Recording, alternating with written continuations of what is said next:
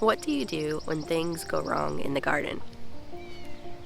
The first thing, and I think the most important thing, is to come in with the expectation that stuff is going to go wrong in the garden. You'll have to excuse my voice today, guys. We've come down with another bug. I have one butternut squash left up there. That's it. Look, you see all the slimy trails? The slugs took out my squash seedlings. They just nibbled off top of it. They're gone.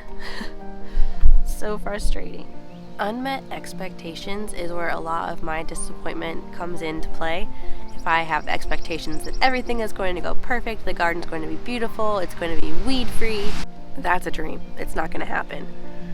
But if you can tether your expectations and prepare that there is going to be failure, then you're not going to feel so disappointed when that failure does happen, because failure will happen. When things fail, try to look at the big picture. What's good for one plant might be bad for another plant. So even though my squashes are having a hard time with this cold, drizzly rain that we've been having, my brassicas are loving it. So I'm getting great broccoli, great cabbage, great peas, all the things that love the cold weather, but my squashes weren't so happy. So try to look at it in a big picture, that just because one thing doesn't go well doesn't mean everything doesn't go well. Usually, even if one thing or several things are going wrong in the garden, there's a lot of things that are still going right. So try to keep that in mind. Everything that we see as a failure is really just a learning experience for us. We shouldn't expect to be master gardeners in one day. When you're gardening, think about when babies learn to walk. They don't walk one day and we expect them to just walk perfectly forever from then on. Remember that when you're gardening. Just because you grew one thing doesn't mean that you can grow everything perfectly every time. Another thing that helps me is to have a plan in place before things go wrong.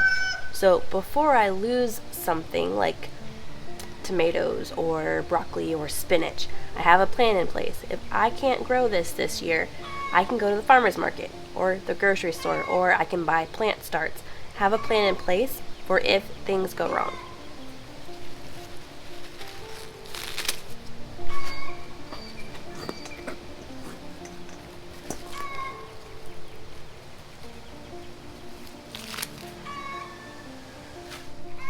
One of the reasons why I grow so many extra plants for my garden that I end up running out of space is because I expect some of them to fail. I expect some of them to die. So I grow extras, and that way if I have extras I can give them away or sell them, but then I have a backup plan. Try to remember that there's never going to be a point where you're an all-perfected, all-knowing gardener. Even gardeners that have been doing this for years and years still have seasons of unpredictability. When you become a gardener, it's almost like you have decided to become a professional scientist. You are just on this massive experiment for the rest of your life in the garden.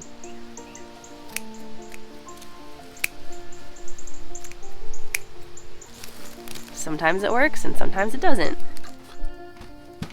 It is 10 o'clock at night. The kids are in bed and I am out on the back porch getting some more cucumbers started because the slugs ate a lot of my seedlings in the garden, and so I am starting some more.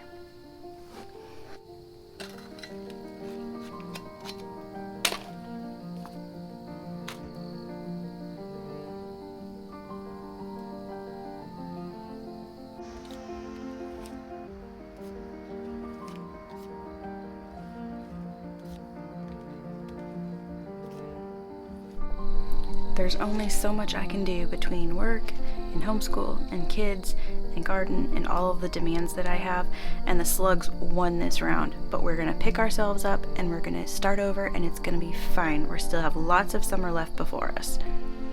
My final strategy for dealing with failure and disappointment in the garden might be dependent on your personality.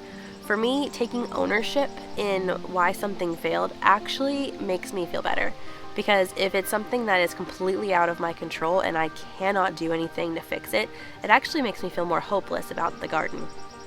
But this instance where the squashes got eaten by the slugs, I have to take into consideration I am parenting 2 little kids, I am working 2 jobs, and I'm doing all of this, gardening and homesteading. So it's unrealistic to expect myself to be able to stay on top of every tiny little thing.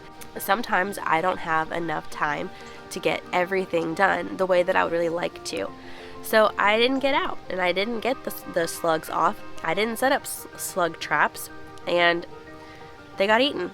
And so that's something I can take into consideration for the next time that I put out squashes, or for next year I can do a different location that doesn't have as much places for slugs to hide in, and check the weather too, because the weather this year, we just had so much rain and it was just constantly drizzly and wet, which is the perfect environment for slugs.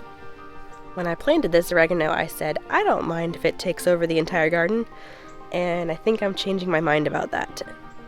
So to recap, my strategies for dealing with failure or disappointment in the garden is, number 1, reason with my expectations. Are my expectations something that are actually attainable? Is not failing even an option? Secondly, look at the whole picture. Even if something is failing over here, there's something probably doing amazing over here. So even though those failures are hard and you need to feel that, it's okay to look at the big picture and see, wow, all this other stuff is going really great right now. It is 1,000% okay to feel disappointed and let down when something doesn't go the way that you thought it would. It is okay to feel. When you become a gardener, you become a scientist, and the garden is the greatest science experiment of your life. So keep that in mind if you are having failures, that this is all a learning experience. You're learning, testing, trying out different methods. You have become a scientist. My chocolate sunflowers are sprouting. New life begins again. Have a plan in place before things go wrong so that you're prepared when things do inevitably go wrong. My backup plan looks like growing extra things and then having places I can get starts if I need to. And my 5th and final strategy for dealing with failure and disappointment in the garden is to find where you can take some ownership in what went wrong. See what you can change for next time. Try something new. It'll give you something encouraging to look forward to. So those are my strategies for dealing with failure and disappointment in the garden. What are your strategies? Have you had great success and great failure in the garden this year? Let me know below. I'd love to hear about it. Thanks for hanging out with me today. I'll see you next time, guys, and hopefully my voice will be better by then. Bye.